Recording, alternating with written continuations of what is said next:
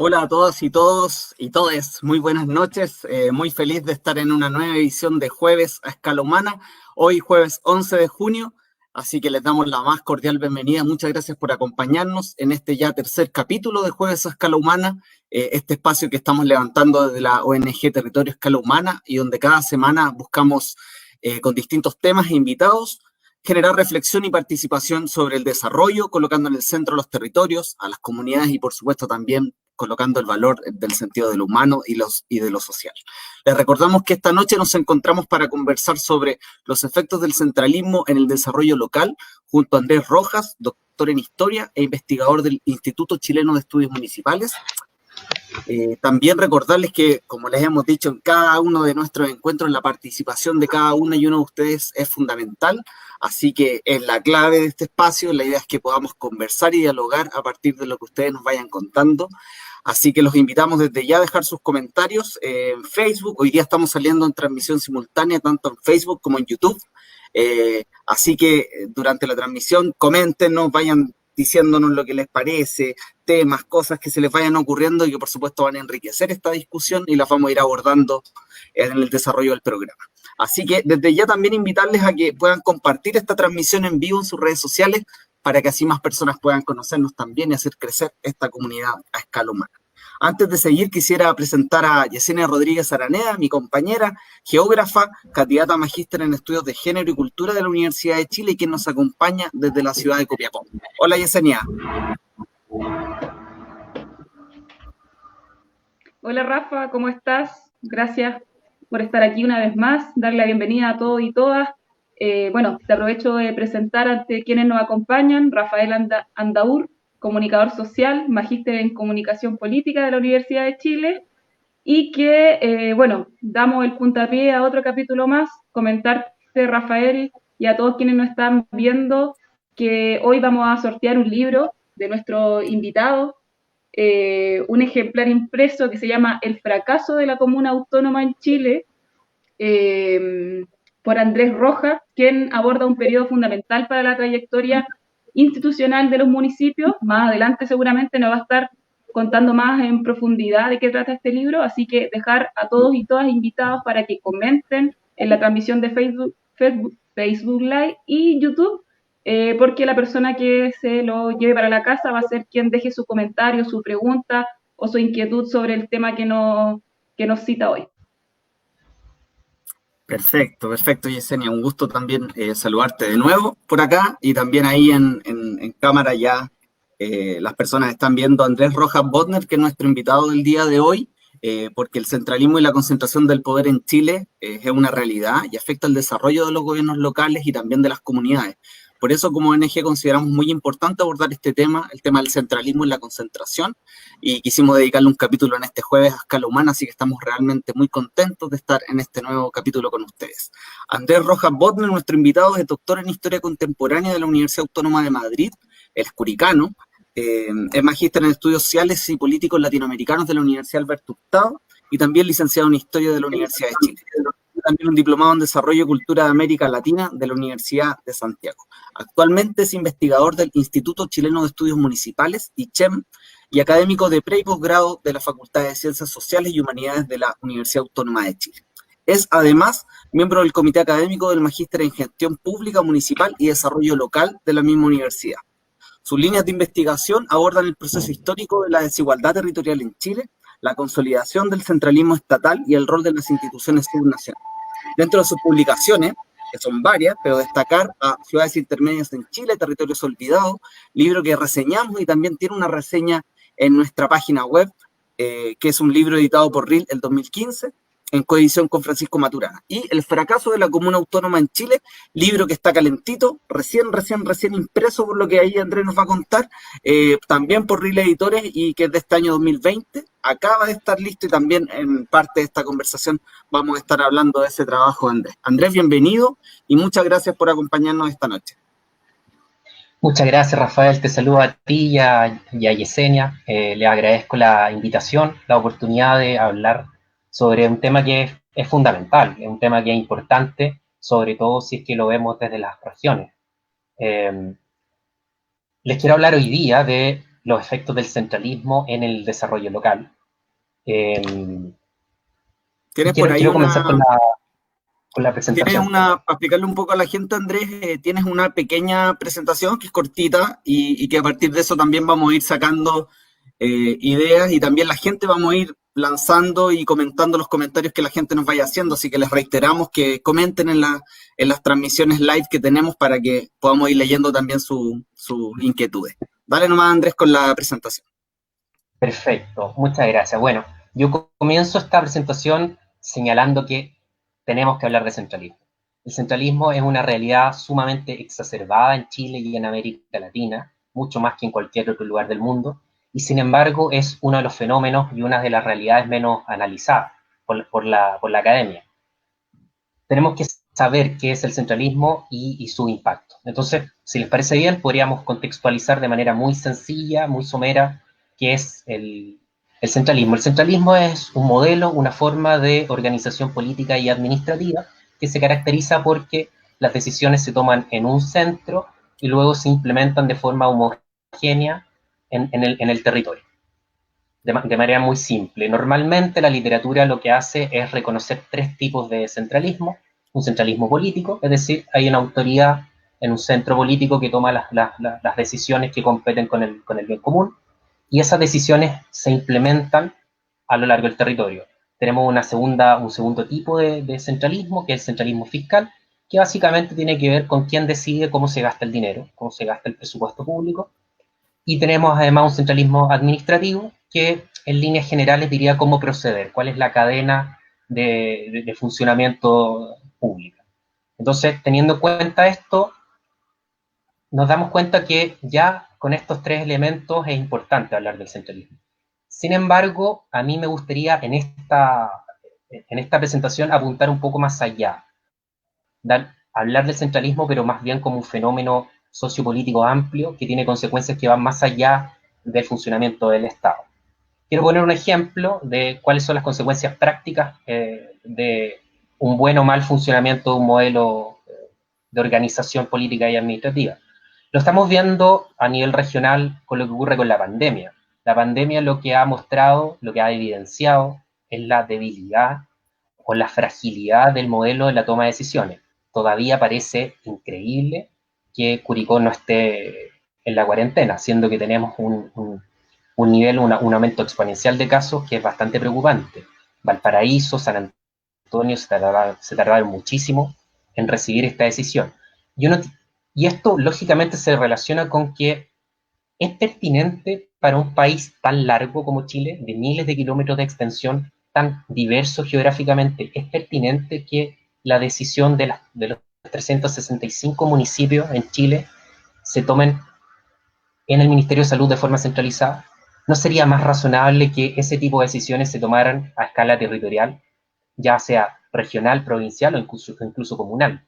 Podemos discutir qué es lo más pertinente, pero lo que no parece pertinente es que estemos esperando y compitiendo en la lista del ministro para ver en qué momento nos toman en cuenta.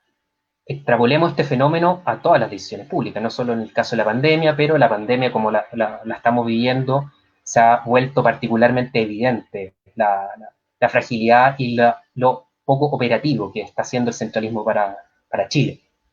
Al mismo tiempo, me gustaría también enmarcar esto, y sobre todo la conversación posterior, en una especie de marco de oportunidad que nos puede brindar el debate por la nueva Constitución.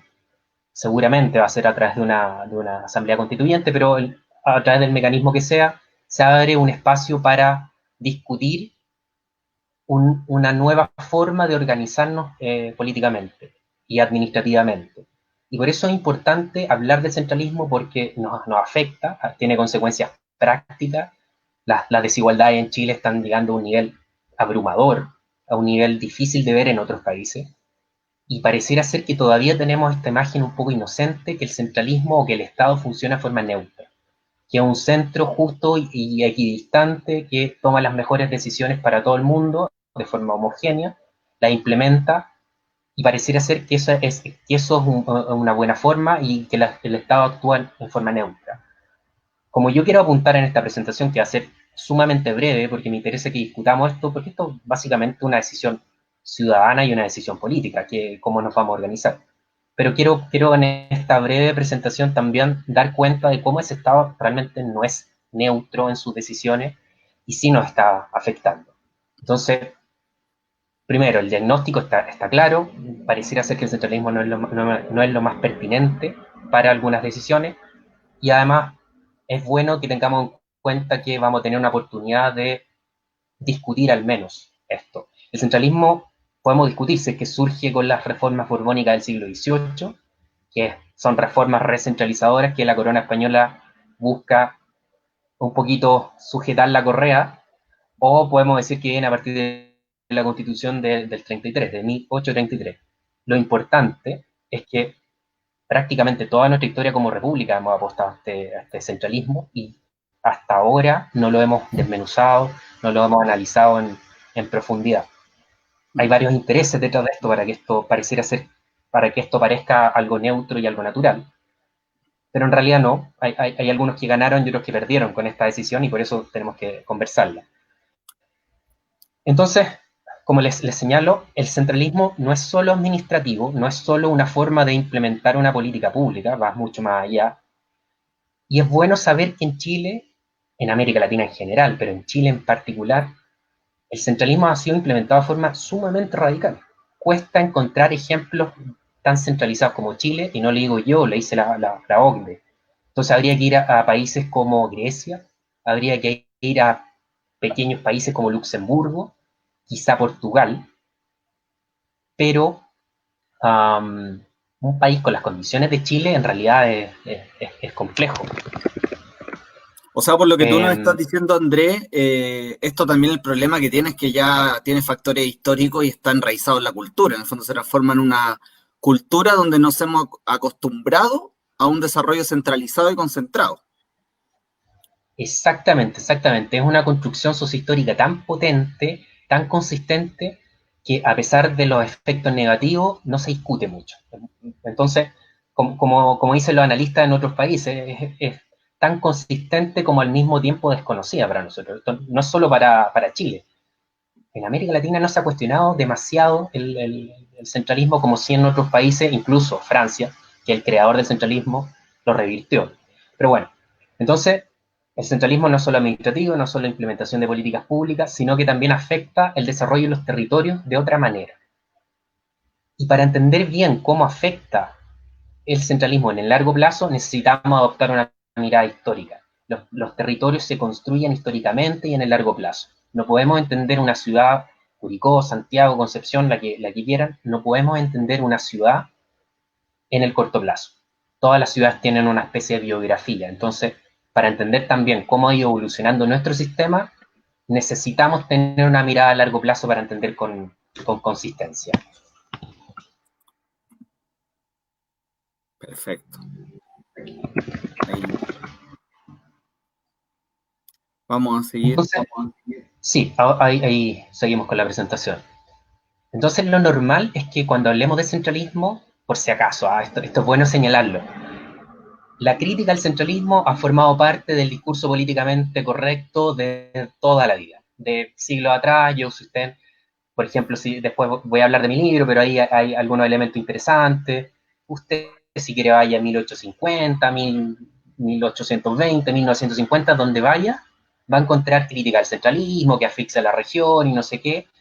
pero si usted ve casos concretos en los cuales ha habido un intento de hacer algo distinto, son muy contados con, o sea, con una mano me sobra.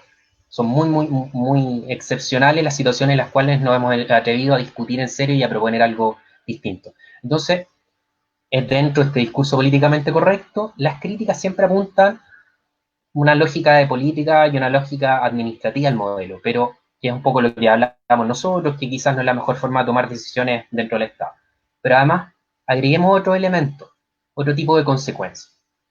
Entonces, a partir de, y exploremos estas relaciones, que en realidad la academia no se ha hecho mucho cargo de esto, exploremos otro enfoque de las consecuencias del centralismo a partir de la relación entre centralismo y concentración.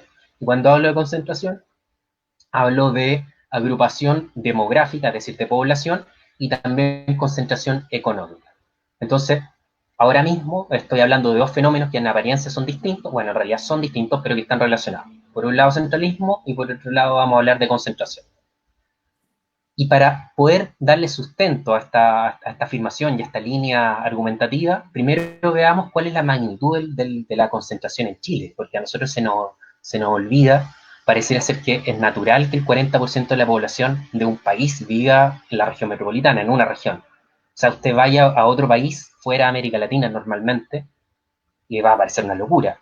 A nosotros no nos parece, ya nos acostumbramos, pareciera ser que nos acostumbramos, pero en realidad es una locura. Entonces, veamos de qué manera este fenómeno, grafiquemos este fenómeno para que nos demos cuenta lo exagerado, la magnitud que es. Luego de eso, sigamos conversando cuál es su relación con el centralismo.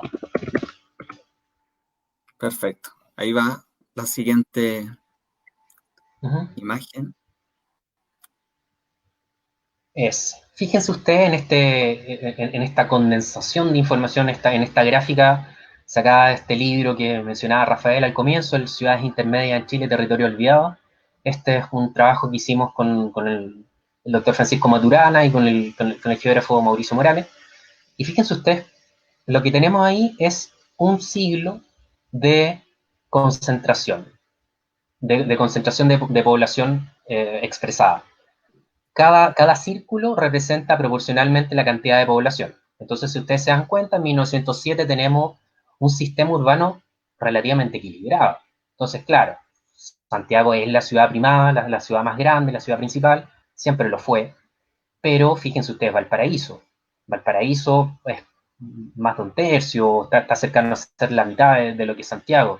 Concepción, que a comienzos del siglo XX había tenido varias crisis económicas, pero todavía una ciudad importante. Fíjense ustedes lo que ocurre con La Serena, en fin, hay un sistema urbano equilibrado que se parece mucho más a la normalidad de la mayoría de los países.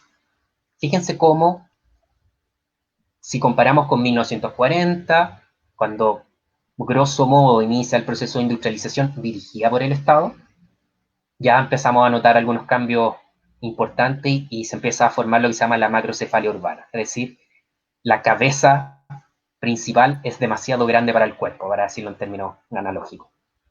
Fíjense ustedes entonces Santiago como es este círculo grandote que empieza a dejar chico a Valparaíso, a Concepción, las demás ciudades, y se empieza a desequilibrar, se empieza a torcer el sistema urbano, se empieza a diferenciar, lo que se llama la divergencia. Una ciudad crece demasiado rápido y las demás con un ritmo mucho más cansino.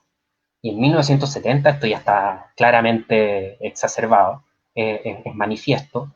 No es casualidad que algunos años antes se haya empezado a discutir el tema de la regionalización, las teorías de los polos de desarrollo, una de las pocas instancias en las cuales se discutió para hacer algo distinto. Era necesario reequilibrar el territorio. Lo que pasa es que luego los procesos socioeconómicos no llevaron adelante esta idea. Y finalmente la toma Pinochet con la regionalización, pero bueno, una versión descremada, distinta a las teorías iniciales en base a los polos de desarrollo de los 60. 2002, fíjense cómo esto, y por si acaso, el año 2002, este círculo en realidad es mucho más grande, pero por espacio tuvimos que dejarlo así, pero en realidad la diferencia es mucho más acentuada. Es mucho más acentuada, es tan grande, es tanto el peso de Santiago que básicamente no nos cabía en el libro, para que nos demos cuenta. Y ahora veamos cuál es la situación actual. Le agradezco al doctor Francisco Maturana que me haya cedido esta imagen, porque este es un libro que va a salir pronto. Está todavía esperando la imprenta, así que bueno, lo cito de todos modos, pero va a salir pronto un libro muy interesante comparado a nivel latinoamericano. Esta es la realidad que tenemos ahora. Santiago, población al año 2017. Vemos cómo la diferencia de Valparaíso con Santiago es muy notoria, se ha ido acentuando. Nosotros nos damos cuenta que esto es una situación radical, es una situación extrema, no obstante, no se ha ido modificando, se ha ido acentuando, se ha ido profundizando el llamado índice de primacía, prácticamente, es decir, qué tanta diferencia, qué tanto peso tiene Santiago respecto a las otras ciudades. El índice de primacía ha estado prácticamente estático, es decir, no hemos ganado nada, no hemos recortado nada este desequilibrio territorial. Fíjense ustedes, Valparaíso, Concepción, las dos las grandes ciudades, las otras dos metrópolis del país, no le hacen ningún peso. Y esto tiene consecuencias y tiene, lógicamente, relación con el centralismo. Ahora vamos a ver algunos factores. Antes que eso, fíjense, esto es una buena síntesis para entender cómo ha ido evolucionando, cómo ha ido cambiando el sistema urbano en algo más de un siglo. Lo que tenemos, esto sería una especie como de ranking, como de posición. Entonces, en el primer lugar tenemos Santiago, que desde inicio del siglo XX está como la ciudad más grande, la ciudad más importante. Valparaíso, siempre, está bastante próxima a Concepción en población, pero todavía es la segunda ciudad. Luego tenemos Concepción como la tercera ciudad más importante siempre. ¿Esto es normal en un sistema urbano? Sí, es normal. No es tan común que haya cambios en la jerarquía urbana, tiende a ser estable el sistema urbano.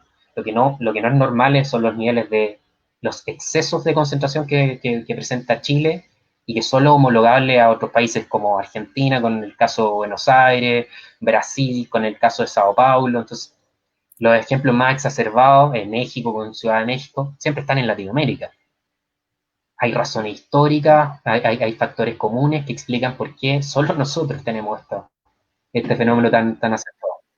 Continuando un poco con esta especie de ranking, este rango de ciudades, vemos que en el cuarto lugar, la cuarta ciudad más grande en distintas épocas, eso sí ha variado. Fue en algún momento Iquique, en otro momento fue Antofagasta, y ahora es la conurbación de La Serena-Coquimbo. Ahí tenemos algunos cambios, una particularidad de los procesos actuales. Lo mismo ocurrió, fíjense, Talca.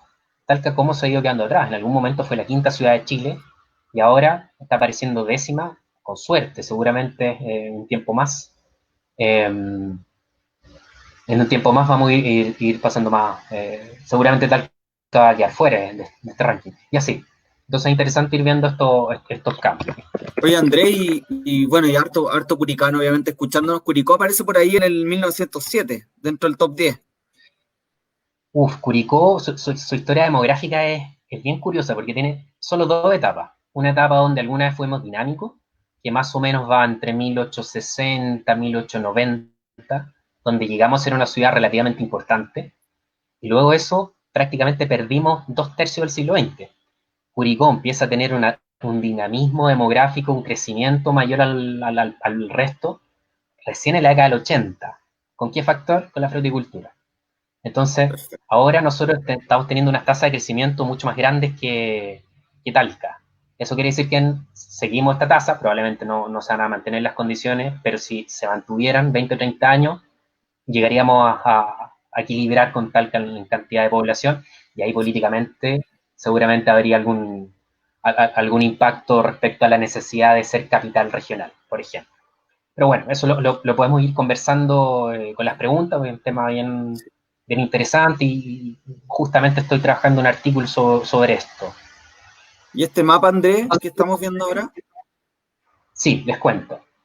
Quiero que aprendamos a graficar y aprendamos a dimensionar cuál es el peso de la concentración. Entonces les mostré algunos gráficos sintéticos, pero veamos lo concreto.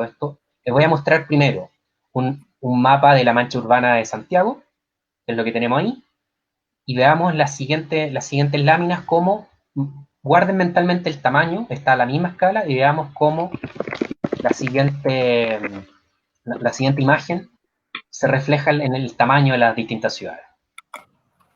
Entonces tenemos un Santiago grandote, fíjense eso.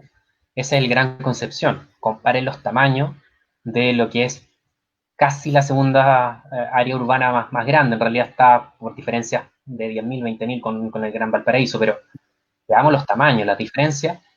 Y por último, veamos un tercer tamaño, que somos nosotros. Esta Curicó. Se dan cuenta que la diferencia es demasiado grande y es demasiado el desequilibrio que hay.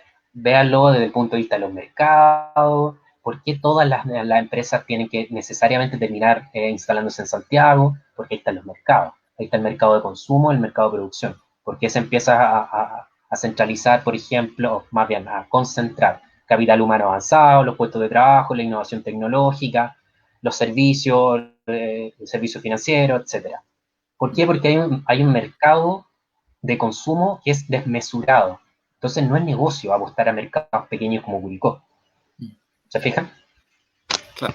Y ahí también las oportunidades de desarrollo que ofrecen estas ciudades que van quedando relegadas. Por ahí alguien nos está colocando ya en los comentarios la necesidad de salir a estudiar fuera porque no hay universidades, porque no hay ofertas en lo que uno quiere desarrollarse, porque tenemos en el fondo muy concentrado todo.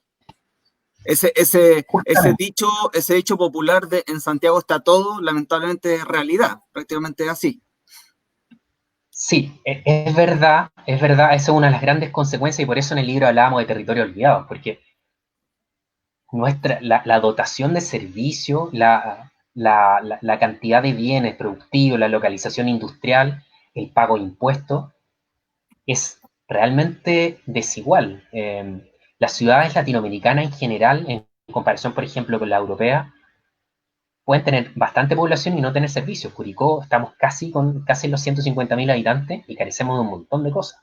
En Europa no pasaría. En Europa, seguramente una ciudad de 15.000 habitantes va a tener más servicios que nosotros. En algunos países incluso extremos, 5.000 habitantes, y puede tener un centro cultural que nosotros no tenemos. ¿Se fijan? Entonces, esto sí tiene consecuencias en la localización de la inversión privada, pero también tiene consecuencias dentro de la mentalidad centralista, porque la mentalidad centralista es que todas las cosas tienen que estar en Santiago. Entonces, localizar servicios públicos fuera de Santiago, como que parece que no es necesario. Entonces, vayamos profundizando algunos de los impactos. Vale.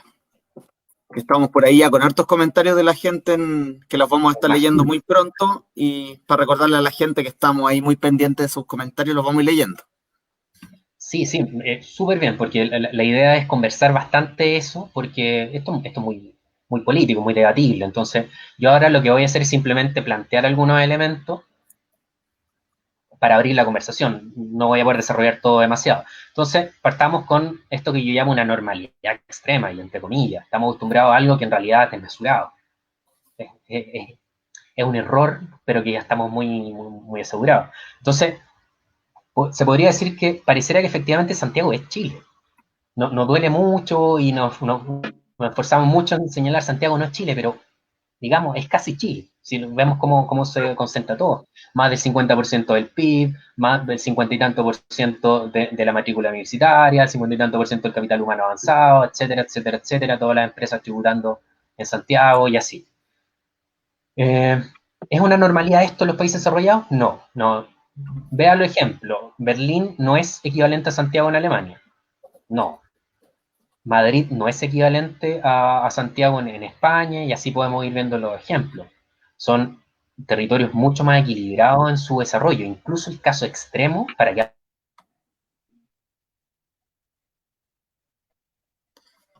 Tenemos ahí un pequeño problema técnico al parecer. Así que, Sí, bueno, mientras tanto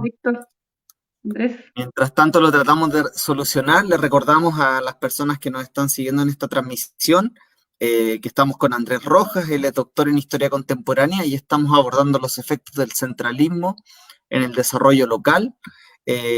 Yesenia, estaba interesante la conversación, impresionante los gráficos de lo concentrado que es Chile. Muy interesante, Rafael. Bueno, también un comentario respecto a eso. Veíamos los mapas como Valparaíso, Concepción, Santiago, tenían esta concentración demográfica y también la concentración de servicios, como bien mencionaba nuestro invitado, pero también eso podemos pensar, ¿cierto?, en las problemáticas que estas grandes ciudades centralistas tienen, por ejemplo, los problemas de movilidad, la contaminación ambiental, en las zonas saturadas, por ejemplo, ahora que ante un sistema frontal, los sistemas de agua y lluvia colapsan. Entonces, claramente, esta forma de concentración urbana no es sostenible en el tiempo.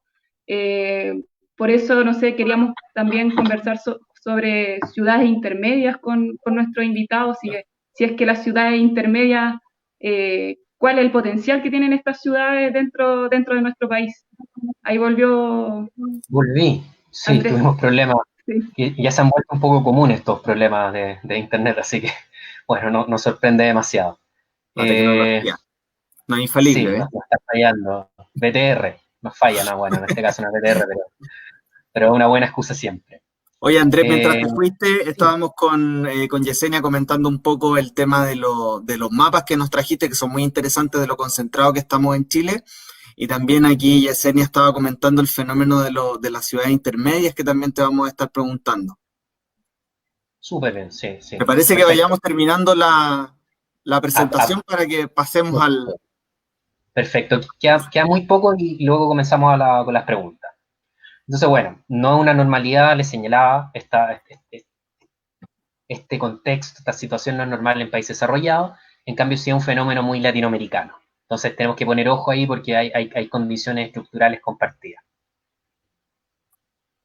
Y bueno, quiero retomar también la idea que no veamos las decisiones del Estado y las decisiones centralistas del Estado desde una lógica neutra, y tampoco que se centren estrictamente en lo político o en lo administrativo. Hay efectivamente un efecto centrípeto, es decir, que atrae hacia el centro de personas, de inversiones y de servicios. Entonces hay una serie de incentivos que lo que hacen es en la práctica crear las condiciones para que todos nos tengamos que ir a Santiago en la práctica. Entonces, sabemos, esto lo sabemos bien nosotros que somos de regiones, que cuesta mucho desenvolverse fuera de Santiago. Ahí tenemos quizás la síntesis de este elemento.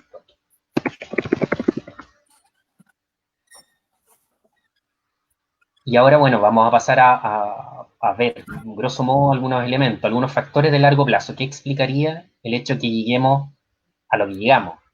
Es muy bueno partir en la reflexión desde el cómo llegamos a esto. Ese es el punto. Veamos cómo llegamos a esto, algunos factores importantes.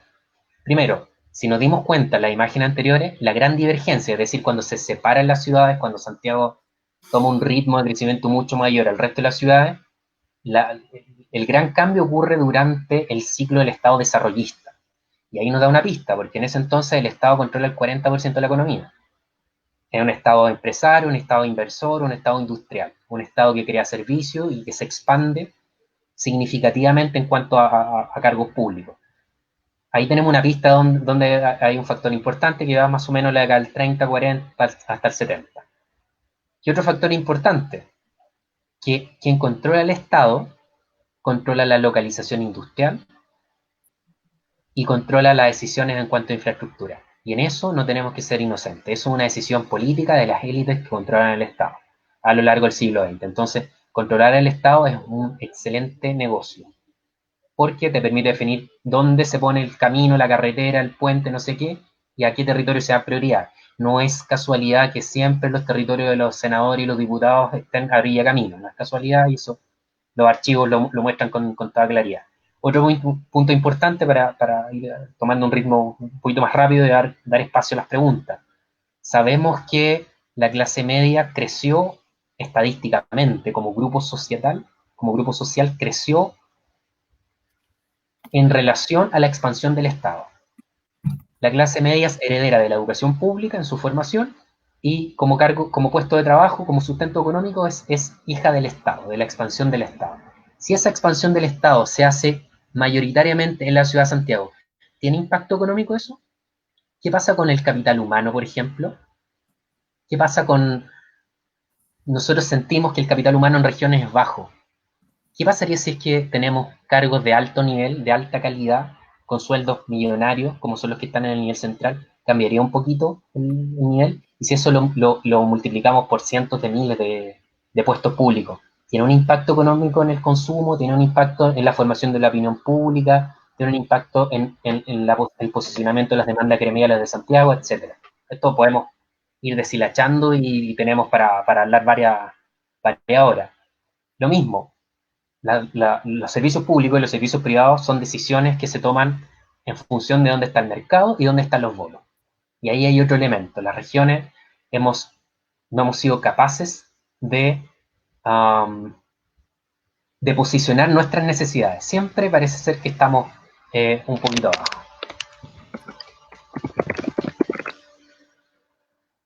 Ahora, bueno, ya estamos prontos a terminar. Simplemente, no quise extenderme demasiado, les dejo esta cita.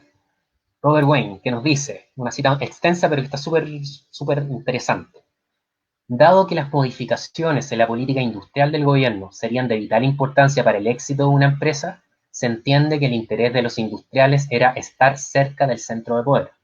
En este sentido, Santiago ejerció una fuerte atracción para los industriales, porque no solo era la sede del gobierno y de la burocracia central, sino también contaba con un grupo formal de instituciones y organismos destinados a promover y controlar los aspectos principales de la vida económica chilena. Estar cerca del poder político era ganarse los negocios. Ustedes saben, y acá hay varios historiadores, Gabriel Salzar entre ellos, habla que siempre hay una tendencia de la élite chilena, la élite económica, a mirar en términos monopólicos los negocios.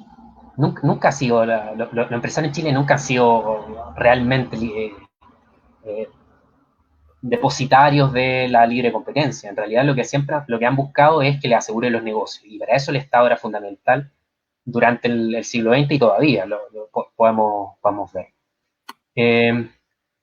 Si les parece, conversemos con algunas preguntas. Hay algunos otros elementos que están en una lámina anterior, pero lo podemos ir conversando ahora. Me imagino que habrán algunas preguntas.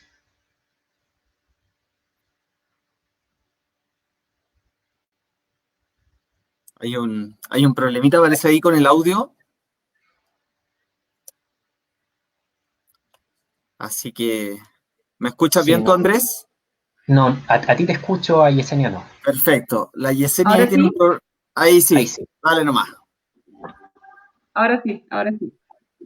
Estaba diciendo que muy interesante tu presentación, Andrés. La verdad que daría para 3 o 4 capítulos más estar hablando de este tema.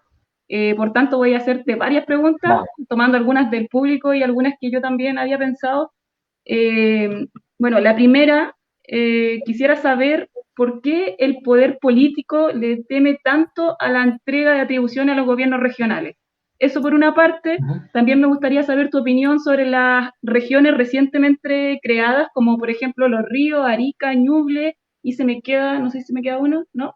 Los pros y los contras, y también tomarme de una pregunta que nos hizo, acá la tengo, dice Marcelo Aliaga, ¿cuánto afecta el bloqueante argumental de la forma de Chile para testear formas distintas de organización que no sean de un país unitario dirigido desde Santiago, evitando federalismo, pérdida de poder de Santiago? Esas 3 preguntas para aprovechar el tiempo, Andrés. Gracias. Perfecto. Bueno, es simple el por qué la descentralización siempre está en la línea de lo políticamente correcto, parecido a lo que pasa con la participación ciudadana. ¿Por qué no lo hacen? Porque eso significaría ceder poder. Y todavía el Estado es una instancia de poder para los grupos económicos. Uno dice, bueno, el Estado ahora no es un Estado empresario como fue alguna vez en el siglo XX, pero todavía es un Estado que establece las reglas del juego. Las reglas del juego vemos que normalmente terminan siendo beneficiosas, incluso formadoras de monopolios encubiertos. Ceder el poder significaría que el grupo, el núcleo de los partidos políticos que está relacionado con los grupos económicos tendría una capacidad de imponer sus puntos de vista mucho más puesta en duda. Porque una cosa es que nos pongamos de acuerdo en la cúpula de determinado partido político e implementemos eso en un ejecutivo que concentra todo el poder, y otra es, por ejemplo, lo que ocurriría con, veamos el ejemplo de Estados Unidos, por ejemplo. Una cosa es lo que quería hacer Donald Trump y otra cosa es lo que terminaron haciendo los gobernadores. Entonces, eso significaría que en la práctica tú pierdes esa capacidad de alinear territorialmente en torno a tu posición, ese del poder y el riesgo que a nivel territorial no hagan lo que tú quieres. Respecto a las nuevas regiones, ahí tenemos un punto, ahí el debate no es tan claro. Nosotros, bueno, con la gente del ICHEM hicimos un estudio donde comparamos las consecuencias de las nuevas regiones y les digo, tiene sus pros y sus contras. Su pro es que te permite enfocarte de forma más específica a territorios, que a veces hay algunas regiones que son demasiado grandes y efectivamente termina siendo el patio trasero de otras regiones. Ñuble se sentía desplazada por el Biobío, por Concepción, así podemos ir dando ejemplos. El problema es que veo dos consecuencias negativas. Primero, que a nivel de presupuesto no necesariamente es un cambio tan sustantivo. No podemos considerar que hay que donde antes había 1.000 pesos de presupuesto, ahora tenemos 2 unidades de 1.000 pesos también. No, hay una mengua y que le quita cierto impacto. Esto lo medimos en un artículo que está disponible por ahí. Y el otro punto en contra es que fragmenta el poder de presión y la presencia de las regiones en cuanto a nivel nacional. Si nosotros ya como regiones somos débiles, que no aparecemos en ninguna parte, que si llueve en Santiago es cobertura nacional, pero se está cayendo el resto de Chile, da lo mismo, los problemas de Santiago siempre son primero, esa lógica ya como que estamos acostumbrados, que para decirlo en términos coloquiales, que no nos tomen en cuenta y no nos pesquen, eso, uno de los contrapesos que tenía esa imposición de agenda de Santiago era, por ejemplo, Biobío. Biobío ha sido una de las regiones más castigadas porque a cada rato le quitan territorio, porque es la única que puede generar cierto contrapeso. Entonces, regiones más fragmentadas son más débiles. Pueden ser más pertinentes en términos de conocimiento territorial, pero al mismo tiempo son más débiles. Y hay que ver, para algunas funciones la escala mayor es importante. Por ejemplo, sería interesante ver macrozonas en términos de planificación económica, por ejemplo. No tendría tanto sentido una planificación económica a nivel comunal, pero hay otras materias donde sí es bueno fragmentar. Estoy en un punto intermedio respecto a las nuevas regiones. Se pierde un poco de inversión, se gana autonomía y se pierde capacidad de posicionar tus demandas en el espacio público, porque en realidad a ti te van a contar como voto. Ñuble ahora, olvídense, no va a aparecer nunca más en nada, porque son muy poquitos votos. Respecto a la pregunta, Marcelo, si la entendí bien, él me pregunta respecto a la relación o qué tanto se impone el contexto geográfico de Chile para el tipo de modelo que discutimos. Esto ha sido bien debatido por organizaciones como Chile Descentralizado Desarrollado, por ejemplo, donde reconocen que es difícil transitar a un modelo, por ejemplo, como el federal, porque también los modelos tienen una correlación con la historia, con los procesos y con la cultura política. Un federalismo ni siquiera los grupos regionalistas lo están planteando. Lo que sí están planteando es un Estado unitario, porque parece ser que esa palabra también le genera temor al centro poder, porque van a creer que el país se va a desperdigar. Mantenemos la palabra unitario, pero un país regionalizado, descentralizado.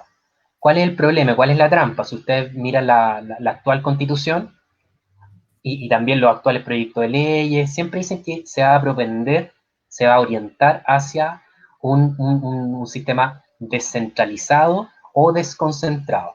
Y ahí, en esa palabra está la clave, porque una seremía es desconcentrado. Para que sea Claro. descentralizado, quiere decir que las decisiones se toman a nivel territorial, no que se implementan a nivel territorial. Y a nosotros lo que nos han vendido por descentralización, en realidad es desconcentración. Santiago sigue tomando las decisiones, pero tenemos a alguien que le agrega al título región del Maule, y con eso pareciera ser que habla a nombre de nosotros, pero en realidad no. Hemos visto el caso de los intendentes que no están cortando nada, porque en realidad simplemente son delegados presidenciales. Entonces, lo que se está apostando es, ya que tenemos un territorio tan extenso, que haya una transferencia de competencia y de gasto público hacia los niveles subnacionales. Esto es un dato importante.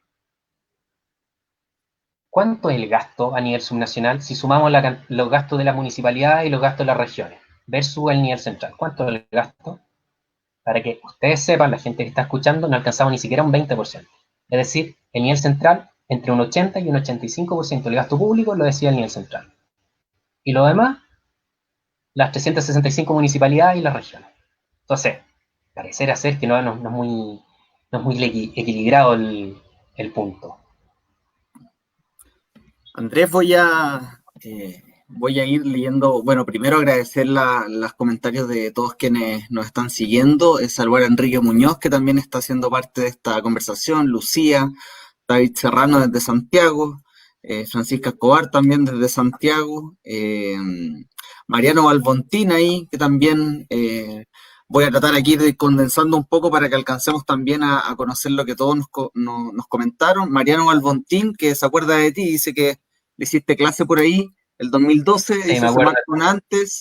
se marca un antes y un después en términos de centralismo a partir de la cuestión social y la migración campo-ciudad, crisis del salitre y migración de obreros hacia Santiago, que es un fenómeno relevante también de la historia y que explica bastante este fenómeno. Saludar también, ahí te voy a ir dejando preguntas para que quizás las contestes como más generales y poder alcanzar a leer la mayor cantidad de saludos. Hernán Serrano también, que está en la conversación. Jaime Rodríguez, un amigo también ahí que nos sigue desde Valparaíso. Muy interesante, me gustaría conocer la opinión de Andrés del concepto agrourbe, propuesto por Manuel Canales. Carmen Gloria Vergara, que nos sigue desde Viña del Mar, también nos comenta ahí, que te lo había comentado en alguna parte, que la centralización la obligó a buscar educación superior fuera de Curicó, en este caso, que es la ciudad que es de origen de ella, porque en Curicó no hay ninguna carrera asociada al arte, por ejemplo.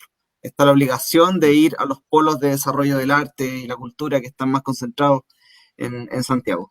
Bueno, y acá también colocarte una pregunta que hace acá José Luis Valenzuela, aquí nos provoca, dice, y si pensáramos en avanzar en la transformación de Chile en una república, a un grupo de 4 o 6 estados federados de norte a sur, que en base a lo que decía también Marcelo, pensando en este Chile tan largo y tan extenso y con tantas culturas. Y muy cortito, que a mí me llama la atención y quiero que de alguna manera lo ponga el punto, porque no es antojadizo que haya tanta concentración en Chile, porque hay una decisión política. Y hay una historia larga en la que las élites no quieren que haya competencia o traspaso de ciertas atribuciones al gobierno local. Y eso también me gustaría que lo explicaras también quizá, porque por ahí hay otra consulta sobre por qué se da este proceso histórico.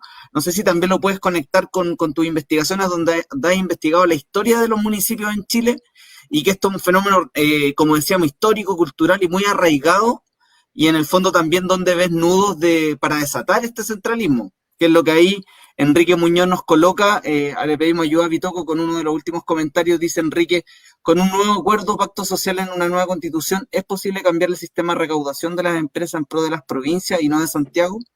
Ahí van algunas provocaciones, son varias, pero yo sé que tú las vas a saber meter a la juguera y condensar. Perfecto, la respondo brevemente cada una. Respecto de la salitrera y la migración, efectivamente, ahí están dos de los fenómenos que explican la concentración territorial. Preguntémonos qué pasó, cuál fue la respuesta, el apoyo del Estado a las zonas que entraron en crisis económica y que tanto dinero dieron a Chile. Cuando las zonas estrujaron a la zona salitrera, todo se fue concentrando en Santiago, y cuando las zonas salitreras necesitaron plata, la dejaron abandonada. Obligó que los trabajadores tuvieran que ir al centro, a Santiago o a Valparaíso, lo mismo los campesinos del sur. Los abandonaron. Ahí hay un ejemplo de cómo es una decisión política que impacta.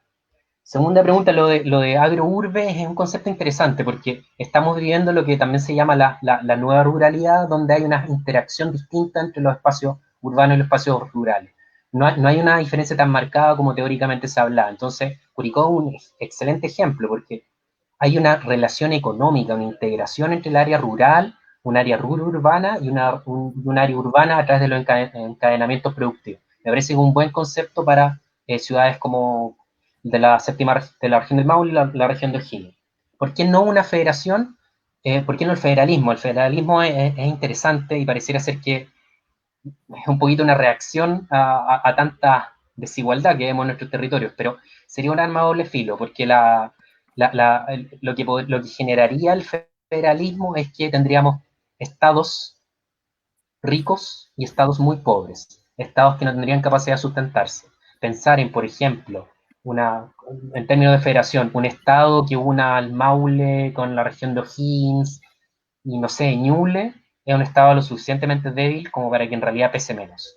Entonces ahí está el problema, que como hay tanto desequilibrio económico, puede salir por la culata el separarlos porque eso quiere decir que las entradas también se van a separar. Entonces los pobres probablemente van a terminar siendo más pobres. Entonces hay que tenerlo en cuenta.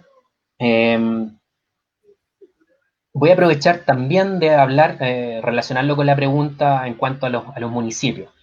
Los invito y hago autobombo respecto al libro que acaba de salir.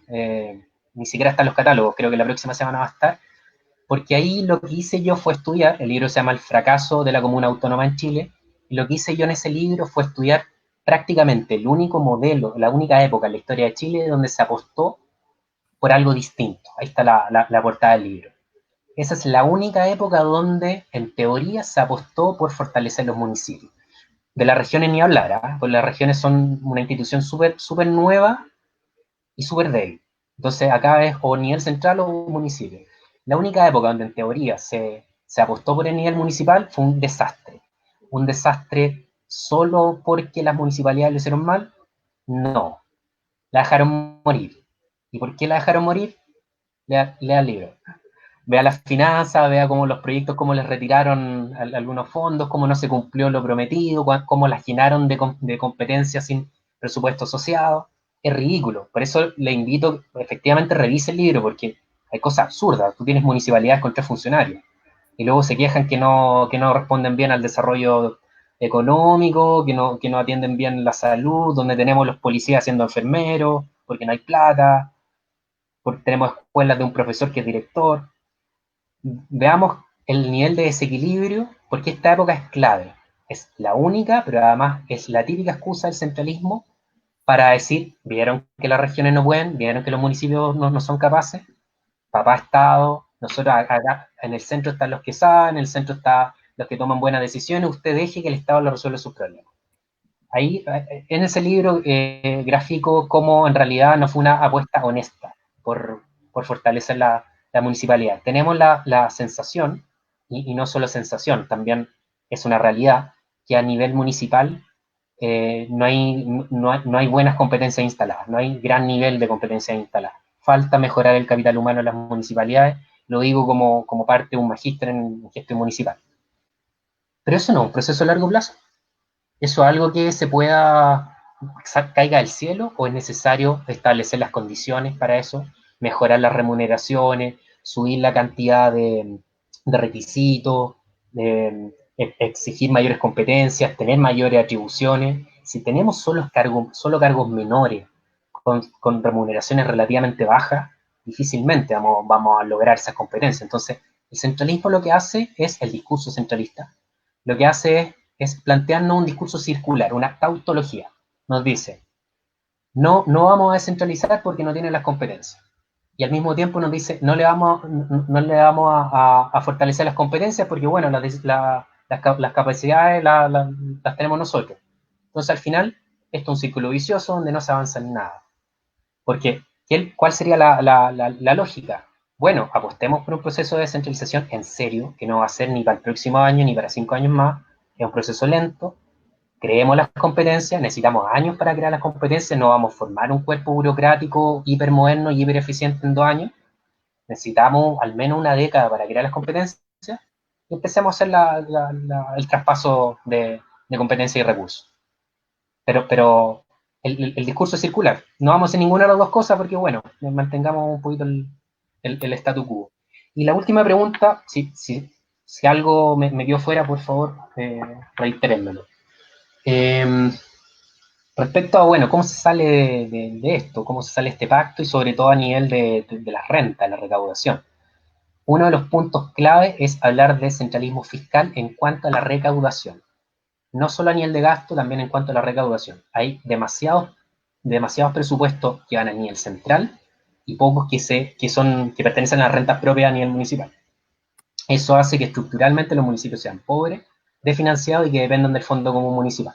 Fondo Común Municipal, más o menos, 60 municipalidades aportan un poco, las que aportan mucho son como 5 municipalidades que están en la zona oriente de Santiago y Viña del Mar, esas aportan mucho, 60 municipalidades aportan un poco y el resto son todas dependientes del Fondo Común Municipal.